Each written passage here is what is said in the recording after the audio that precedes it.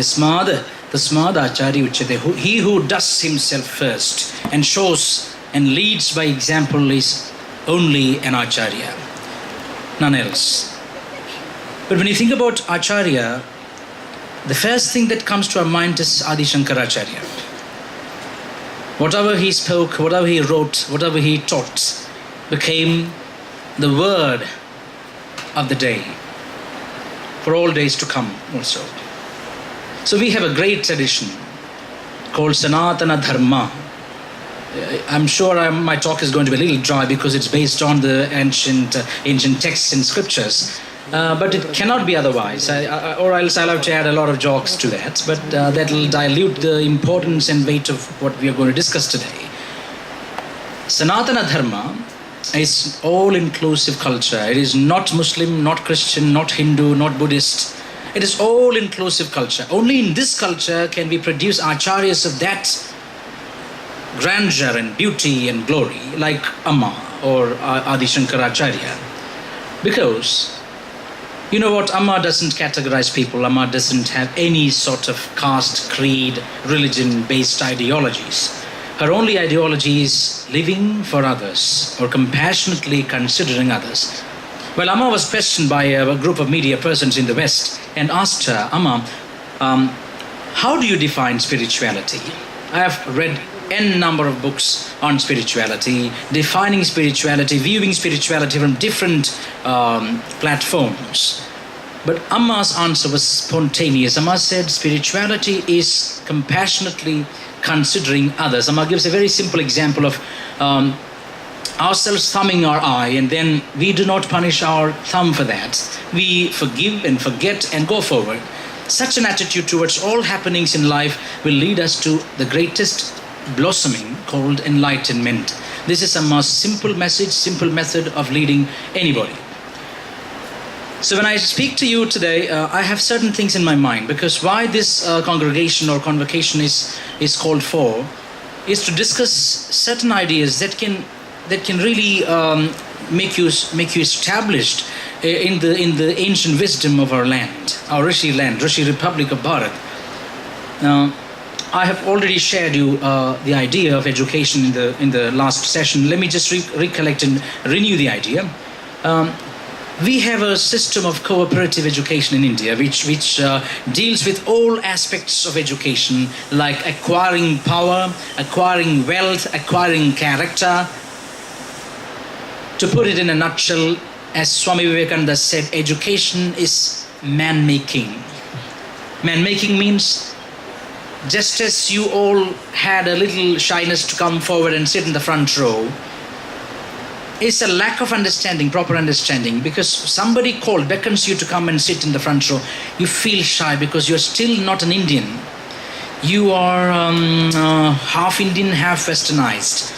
How many of you are active in the public media, in the social medias, like WhatsApp, like Facebook, like Twitter? Please raise your hands. A huge majority, I think it's a lion's share of this auditorium. Social media was meant to, I do not think that Zuckerberg even dreamt of using social media in such a very lowly way as Malayalis do. Because if you just visit social media pages, pages after pages of social media is set aside for only one aim, that is to tarnish, to badmouth, to spread blasphemy against Mahatmas, against respected, revered personalities, without even an iota of proof or evidence. I don't know if any of you is part of that, but still, I hope you won't be, because you are part of the great university called Amrita Vishwavidyapitham. But there are people who think, even in the institution, sure, there'll be difference of opinions. But the moment we oppose something, we are actually responsible for providing the proof, evidence of something. I have read a book called Great Soul, written by Joseph Leveland. Joseph Leveland is a very highly recognized and renowned author, the winner of Pulitzer Prize for literature. and also was an editor of New York Times, the world famous daily. He wrote a book about our great father of nation named Great Soul and the Struggle. In that book, there are certain references, seemingly convincing references about Mahatma's character. And it was actually, in a way, a mode of character assassination attempted by the revered writer. But at that time, the social media was not taking up the issue, fearing government intervention. But when a similar book was written on Amma by a former inmate of the ashram, that became a heated discussion on the social media platforms. I wonder why this kind of tarnishing towards Amma.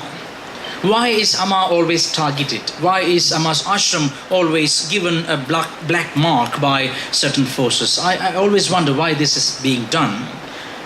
But the only answer to this is just an irritation felt by certain forces at the stupendous, at the magnificent rate of growth of the ashram and its institutions. Maybe that is the only reason I can see. It can be simply set aside as jealousy. But my only request to you is that you need not become a part of this kind of social media campaigning, but you can do a better job by giving them certain life-giving messages of Swami Vivekananda or Ramakrishna Paramahamsa or Amma even. So our students can engage in a very, very powerful think activity. That means you can form a think tank in Amrita University itself and form a part of the ongoing campaign for and supportive of Amma's activities. Why I say this? Because my previous talk was a little more free. Now I'm a little confined because I've got certain fences around. But let me just remind you once again that I'm solely responsible whatever I speak on this podium. And nobody else is responsible. My individuality is the testimonial for this speech. I told you about Sanatana Dharma. We are all legal heirs of Sanatana Dharma. And what is Sanatana Dharma? What do you understand by the word Sanatana Dharma? The root Sanat means eternal, imperishable, ever-living. And Dharma, Bhagavan Adi Shankara Bhagavad-Padar gives a very fine definition to the word Dharma.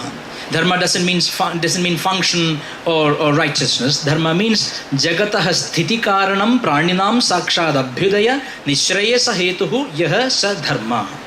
Jagatah sthiti karanam praninam sakshad abhyudaya nishrayasa hetuhu yah sa dharma. Dharma means that which nourishes a being, a live being, by giving external riches and also internal wealth, Shreyas and Preyas both, and makes us united as one organic family. So see the vision of our ancient rishis about the universe and its people. You've already heard about one particular, you might have heard about that particular saying, Yatra Vishwam Bhavatyeka Nidam, where the entire world, the entire universe, Vishwa means universe, the entire universe is seen as a nest. And we are all sparrows inside. What a beautiful, grand vision our ancestors had about life and universe. And when I talk about these ideals of truth, of service, of renunciation, of compassion, these are all words for you. Vagardha viva sampraktau.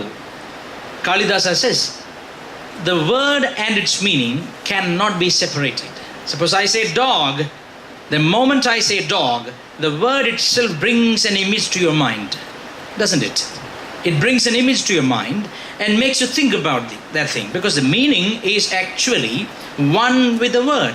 Just as Shiva and Shakti. There is in the same verse, Kalidasa says that, Jagada Pitarau Vande Parvati Parameshwaro. Like the fathers of the universe, Parvati and Parameshwar, they are united. Just as fire and its power to burn. Just as word and its meaning. A word brings meaning only when somebody starts living those ideals. Am I right? I give you a half an hour lecture or discourse on truth, but I do not have any truthfulness in my life, then the entire speech goes in vain, futile. Or I may give you a talk on compassion, but the moment I step out, a beggar comes and begs, I kick him out. Then there is no meaning in my speech. So if I say great ideals, if I talk to you about great ideals and do not make any sense in my life, those words are mere dead carcass. But at times, once in a blue moon, once in 1,000 years, a human being, takes birth on earth and starts giving fresh meaning to words. Not by concocting, not by compiling a dictionary like Father Gundert did, but by living those words in life. Suppose I say compassion. The first image that comes to my mind is not that word, but the figure, the form of a black lady wearing a white dress, hugging a leper and kissing him like her own child. That is the first image that comes to my mind when I hear the word compassion. And there is none other than the chancellor of this university, the mistress of this universe, Sadguru Shri Mata Amritanandamayi Devi, our beloved Amma. So when I say that, these words are actually dead because they are mere words. A word gains meaning only when somebody starts living those truths. Compassion, love, service. Think about Amma, your chancellor. I don't think she visits this university every day in physical form. In physical form. She is, of course. She is here, but not in physical form anyway. Her sankalpa runs this institution and in many institutions like this. But you see, Amma comes on the stage at 11 every day, leaves the stage only when the last man in the line gets darshan. And her darshan is not raising hands and smiling. No. Her darshan is a tight hug. When once a reporter asked Amma, why do you hug people? Isn't it a little awkward? Because in America they hug only for one purpose, I think. I don't know. The American press person asked, why do you hug people? He had a little negative connotation to his question. Amma simply answered, son, it's like asking the sun, why do you shine? It's like asking the river, why do you flow? It's like asking the breeze, why do you blow? It is as natural as that. It's the most natural expression of motherhood towards children. And in social media, you can see n number of comments about Amma's hugs, negative comments. I was personally victimized for that because I have given certain talks and that was uploaded on the YouTube, and I'm getting a lot of nasty comments by youngsters. Where have we gone wrong? Basic system of education is absolutely destructive, I must say that, because we do not learn to respect. We learn by instinct, I think. Even now I can say it is by instinct that we learn to disrespect. Somebody knocks at the door and the father says, if it is this person, tell him that I am not here.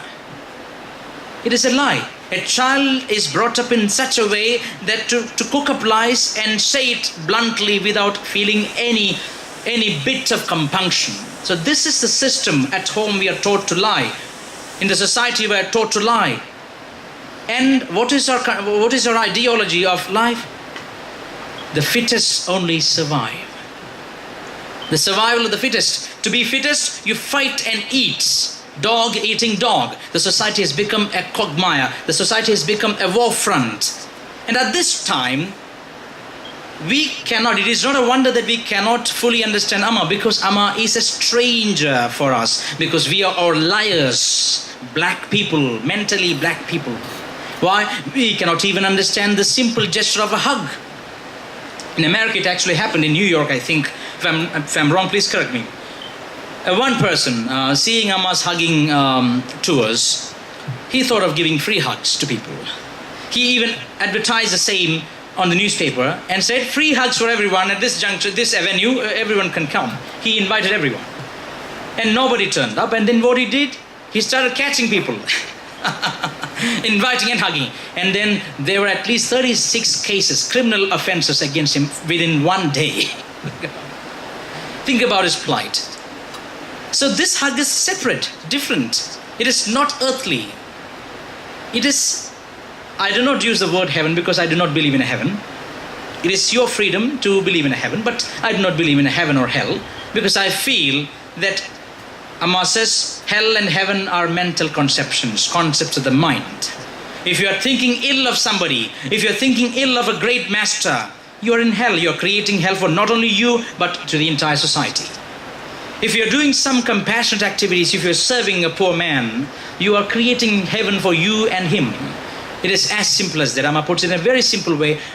Heaven, both heaven and hell are mental conceptions, nothing more than that. To Amma and to me, because Amma is my master, I can only follow her in that sense. But my point is, one person is ready to give hugs, and he puts a small kiosk, hugging kiosk, and then starts hugging people. Nobody turns up, and he claps people and calls near him and starts to hug. And then this person goes to the police station, nearest police station, and complains against him. This man assaulted me physically. And there was 36 cases leveled against this particular guy. And Amma is hugging tens of thousands of people from all walks of life every day, from all castes and creeds and religions. Nobody complains. Everybody is equally happy and satisfied and tranquilized. And that is the difference. That is the difference in quality of this hug. Amma was asked by a press person, Amma, what is special in your method of darshan? Every master gives darshan this way, by raising hands. Why do you select a different path? Amma said, this is the most natural gesture of a mother. In our Lalita Sahasranama, an ancient tantric text, how many of you chant Lalita Sahasranama? Please, 50% of people. No, there is no compulsion. There is no compulsion actually. If you do it, it is absolutely good because it is Amma's primary teaching to her children to chant Lalita Sahasranama. Lalita Sahasranama is actually irreligious. You can see by looking at the mantras. Lalita Devi is not a goddess of Hindus. Not a goddess of Muslims, not a goddess of Zoroastrians, not a goddess of Jews. Lalita Devi is a goddess of entire humanity, entire Abrahmakita Jananye Nama. The one mantra in Lalita Sahasranama is Om Abrahmakita Jananye Nama, the mother of both Brahma and a worm on earth. Mother of the greatest and the most mean, the weakest. So that is the idea of motherhood in India. All inclusive, all embracing. Think about it. Recently, of late, our service activities are put under one banner, embracing the world. Our service motto is embracing the world. Simply, it is embracing the world. You can see Amma's photo of hugging a kid also. And this is a very powerful message. The person asked Amma, why do you hug? Amma said, it's just like asking the sun, why do you shine? It's very natural to me, Amma said. But when we look at Amma with our black minds, we feel it is something wrong. And the only answer, solution to clear this doubt is to go to her and receive that hug. Then you can know whether it brings to you bad qualities, bad ideas, bad thoughts, or does it uplift you mentally, emotionally, morally. That is an experience. An experience cannot be put into words. The moment an experience is put into words, the experience itself becomes diluted. Suppose I drink mango juice, and then my friend asked me to report to him how tasty it is. The maximum I can say, it is very tasty.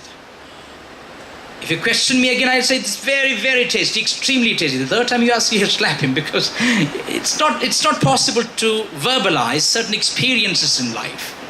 Such is the hug Amma offers to the world. Every day, 24 hours a day. Once in Calicut in 2006, I remember, Amma gave public darshan in the public common stadium there, sports stadium, where there was a huge crowd. Amma came to the stage at 6 in the evening, and the darshan continued up to 3 p.m. the next afternoon. Think about it. You should count. You're all educated people. You're all reasonable gentlemen. Think about it. Amma sat on the stage at 6 in the evening, and thousands of people are eyewitnesses to this phenomenon every day. 6 in the evening, she got up at 3 p.m. in the afternoon next day. And how did she get up? Did she get up complaining, oh idiots, everyone is coming without bathing? Was it the way Amma treated people? No, she was absolutely joyful. She sang songs for us and made a merry market there, a joy market, and went out. You cannot find a second person in the history of the world and the history of the coming world, a person equivalent to Amma, our beloved master. Only she can do what she does. I'm absolutely sure about it. She's absolutely power embodied. Every day she spends 24 hours a day in the midst of people. But then a book comes and it tells that Amma is not a human being. She has actually come from Mars. I think that lady must have read men are from Mars and women are from Venus. Maybe that. Yeah. Amma is from Mars, a dark goddess. Jesse Hoffman's book, you must have already read that. Jesse Hoffman, who instigated this innocent, idiotic lady called Gail Treadwell to write the book. Jesse Hoffman says, Amma, with authority she says, Amma is from Mars. Think about it. And she is here. What is the purpose? She is poisoning people. Her job is to poison vegetables and kill people. How many people Amma has killed already? Think about she has killed the ego of many, sure. She has hurt the ego of many. That is absolutely true. That is the only job of a master. A master is an undertaker of our egos. A master is an undertaker of our egos, nothing else, nothing more. If you go with the head, the weight of your ego, Amma will definitely smash at it and make you humble and benumbed before her. Absolutely. If you go like a child, she'll give you the sweetest darshan ever and embrace you in the most powerful hug in the world. And this is my personal experience. I need not have a second person to report it to me. It is my first-hand experience that when Amma hugs, we forget the world, we forget the past, we forget the future. We are bolted, painted, nailed, hammered onto the present moment. And this is called spirituality. Spirituality is nothing. The ability to keep your mind, the dog-like mind, which dreams of so many things in the future and past, to bolt this mind, to nail this mind, paint this mind, to knit this mind to the present moment. That is the only effort needed. But without effort, effortlessly, Amma does this every day. The moment she hugs us, past leaves us like dried leaves. Future leaves us like dried leaves. We are in the present. That is why I challenge anyone sitting here or anyone listening to this speech to remember, recollect the moment, exact moment they were in Amma's embrace. They cannot. Because it does not belong to the past, not to the future. It is in the moment, the present moment. So you cannot recollect it. How? The maximum pleasure that you can experience in life is sleep. Not sex, sleep. Sex is in fact a basic feeling, there's a basic instinct. But sleep is the maximum pleasure a man can have in his life. An ordinary man, not a yogi. I'm not talking about yogis, ordinary people. Suppose you have the most beautiful woman or man near you, handsome man near you. How many days can you go off sleep? Just ask this question yourself. So such is the validity, such is the value of sleep. And why do we love sleep so much? Because sleep is an escape from the past and the future. Not every kind of sleep, a deep slumber, a deep tranquilizing sleep almost equal to samadhi, where we experience the state of Buddhist satori, where we do not think about the past nor the future. You are simply like a child. You are brought to the present moment. In sleep, every night we are brought to the present moment. That is why sleep is so refreshing.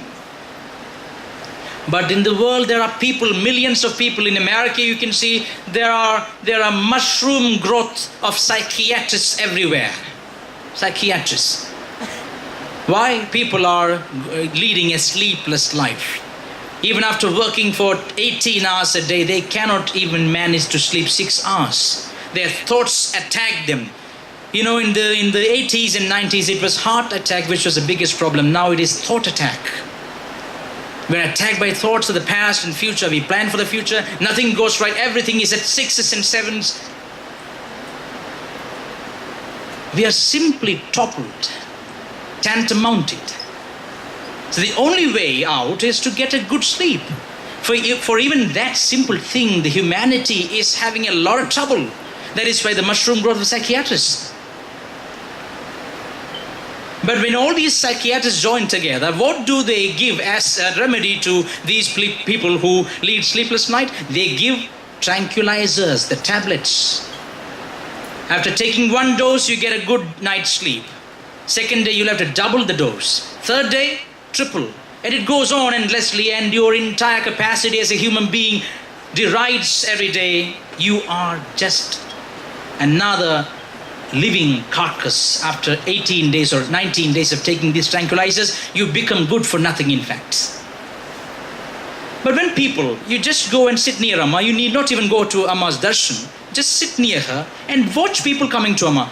Distressed souls, disappointed figures, disheartened people, having troubles and sufferings, come with long faces. And after the hug, just as they are bathed in the Ganges of bliss, they're happy. In a moment, in the spur of a moment, I challenge, if anyone can do this magic, I'll bow down at his feet and become servile to him all my life. I challenge anyone. If someone comes to you distressed, when he talks to you, his distress, every chance is there, will become doubled. Because you too have problems. May I crack a joke, a little non-vegetarian, but pardon my French. I heard it from a great master. I cannot escape this joke when I talk about psychiatrists. Please, hold your seat belts. To content a spiritual master, the Catholic Church established 1,000 psychiatric counseling centers. I'm not against the Catholic Church, at least on this podium. I'm not free to be against anything. My rebellion is hackneyed. So I can only speak confirming to that ideal. The Catholic Church in America started 1,000 counseling centers to beat this one master. To beat one guy, one man of truth, one man of integrity, one man with a backbone. To beat this man, they had to start 1,000 counseling centers. What for? Because they know that it is because of distress that people flock to gurus, masters, Indian masters. So the only remedy is to create psychological counseling center, to establish people with degrees, psychological, psychiatric degrees. At one such center, a lady entered with a psychiatric problem and told the doctor, "Doctor, I'm absolutely stressed out." The doctor said, "Undress." The lady said, "Sir, I do not have any physical problem. I am mentally stressed out." The doctor again said, "Undress." The lady again said, "Sir, I do not have any physical problem." The doctor said, "Undress or get out." The lady obeyed. And after having an affair with her, the doctor came out of the room and said, "Now my problem is over. What is your problem?" This is the situation. This is the pathetic situation of your so-called psychiatric centers, wherein you produce cooked up psychologists or psychological figures or psychiatrists. And you address one Gail Treadwell, and after 18 years of leaving the ashram, you tell her that you are raped. Not only once, 1,000 times. She realizes, even after leaving the ashram, after 18 years, she realizes that she was raped at the ashram. Who told this lie? One psychiatrist. This is the condition of the world. Can you, touching your heart, can you tell me that any of these so-called psychiatrists or the institutions are helping you out? Only Amma does. Amma is not giving you detailed diagnosis. Amma is not giving you discourses. Amma is not giving you long lectures to create a change in you. Amma is simply hugging you, just as a mother does towards her child, and transforms you endlessly towards a great path of liberation. And this is the wonder of wonders I have ever experienced and witnessed in my life. And I feel very bad. I don't know whether the joke was bad or the presentation was bad. I don't know. Or you're sleeping, or you're acting to be asleep. I can only wake up people who are really asleep. I cannot people who act asleep. No problem. So this talk is primarily meant to focus your attention to what Amma does to the society by giving a very simple and natural gesture of motherhood, by hugging people. With a single hug, she is transforming the entire world. That is why all our service programs are named as Embracing the World. So only through this embrace of a mother can the world think about the lost values of Sanatana Dharma. The lost values. What are they? Truth, selfless service. In the Vedas you can see na karmana na prajaya dhanena tyage naike amritatvamanasu. The Vedas you can say, Vedas announce and proclaim that only through renunciation can you gain this immortality, this everlasting fruit of liberation, this enlightenment. Not with your wealth or studies or with your friends and fellows or your families or your accumulation of wealth, not with karma, anything. You cannot gain this. You can gain this endless fruit of bliss only by renouncing what you have for others. And Amma is doing exactly the same. In Amma's Ashtottara Satanama, you know who wrote the Ashtottara Satanamavali of Amma? Ottur Unni Namboodiripadu. He was a very great scholar in Kerala and decoratively called Kavya Kaustubham. Kavya Kaustubham. This celebrated personality was a Bhagavadottama, a man of God. And Ottur Unni Namboodiripadu wrote, Paraswariyapana Swiya Narakaprapti Lipsave Namah. Om Paraswariyapana Swiya Narakaprapti Lipsave Namah. That means by offering heaven to millions of people, by receiving the hells of despair and dismay, she is burning like a candle to give out more light to public, more light to humanity. And you cannot find yet another Buddha in the coming century or in the centuries to come. Amma is the living Buddha of our time. Think about that quality of life Amma leads. She's wearing a cotton sari, you know how costly it is, a cotton sari, and sits without even spending time to go to the loo or go to basic needs of a human being. She sits there waiting for each distressed heart to come and regain its stability and go back home happily. This can only happen, this can only come out of an enlightened being. I've heard a story. Please listen to this story at least. I've heard a story of Buddha. Lord Buddha was sitting under the banyan tree, not the old banyan tree where he got enlightened, the new banyan tree where he had a lot of disciples flocking him, 80,000 of them. One man came with a heavy face and spoke very harshly at Buddha, called him names. You are a thief, you are a thug, like everything, not in print even. Buddha just remained silent and smiled at the person. The person's anger arose and increased and it went to the maximum summit. Buddha didn't respond. After that, the man asked, why are you not reacting to my call? Why are you not answering my questions? Buddha said, an unreceived gift returns to the donor. You understand what I say? Amma was stoned verbally by one of her former disciples. And the social media is taking up the same and pelting the so-called stones of allegations against Amma. And Amma is not going to react as you wish. Sorry to say. Amma's response will be the same even if you do it 24 hours a day, 365 days a year. Amma's response will be a simple hug and a smile. You cannot expect anything more from Amma, and that is Amma's word. That is Amma's life. That is Amma's message.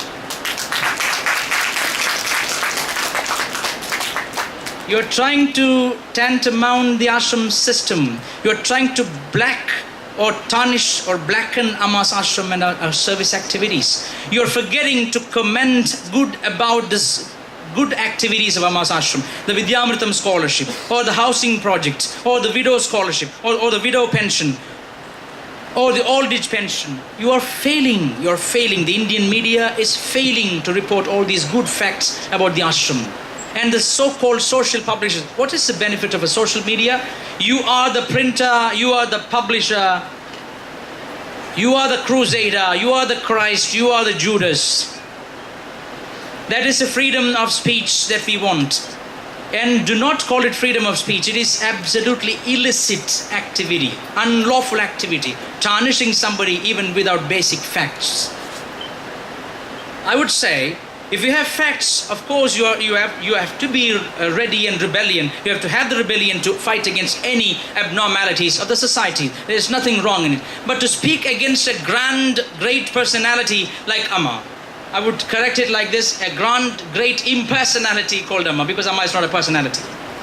If Amma had a personality, things would be different. Things would have been different for those who accused Amma of things. Do you think? Amma is an imperson.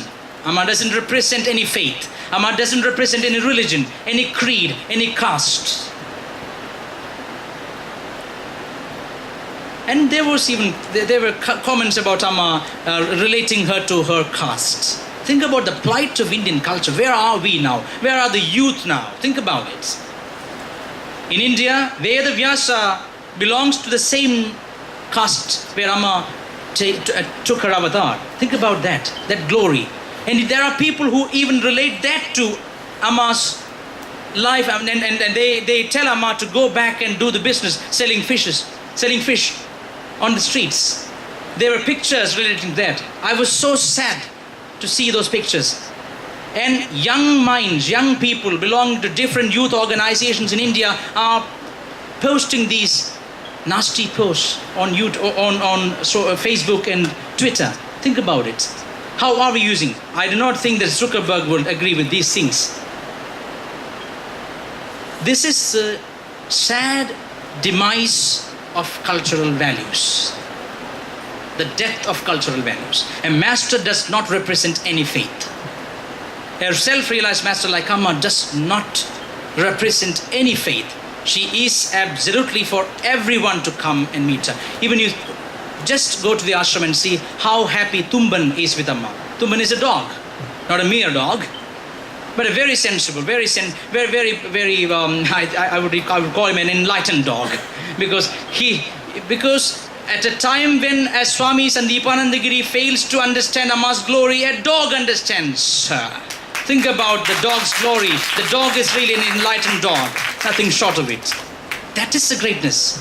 Even a dog recognizes. Not only a dog, a great scientist like Dr. Vijay Bhatka, or a great scientist like our former president, Dr. APJ Abdul Kalam. Think about the glory. Think about Amma's reach. Amma's reach is from heaven to the downward realms of being. Patalam. In Sanskrit it is called Patala Loka. Amma's reaches from Swarga Loka to Patala Loka. Amma can embrace an Indra and an Asura equally. There is no fight. The world has actually witnessed this thing, because there were tensions in Sri Lanka between the LTTE, the so-called tigers of Elam, and Simhali cult.